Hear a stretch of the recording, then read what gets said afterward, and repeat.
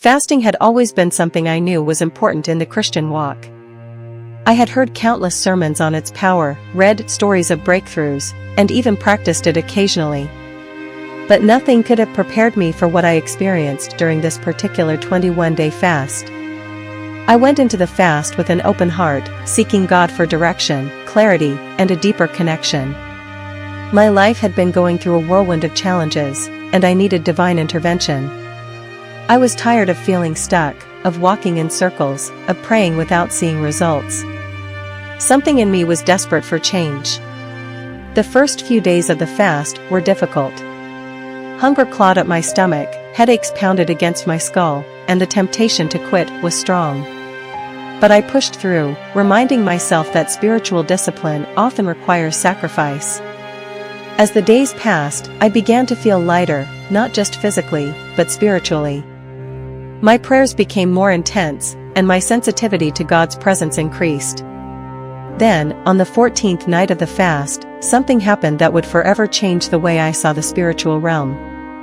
The dream, I found myself standing inside a house, one that felt strangely familiar, yet different.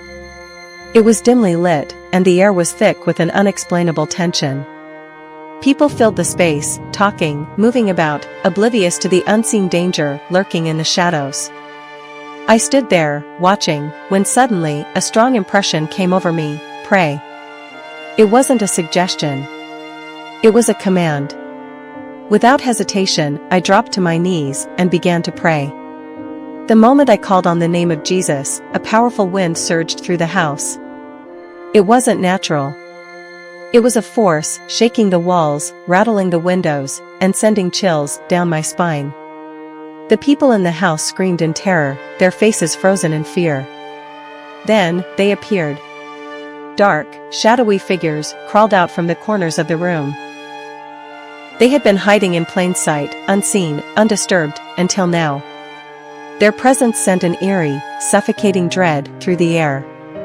Some had elongated limbs, others had hollow eyes, and though I couldn't see their faces clearly, I felt their malice. Panic spread through the house.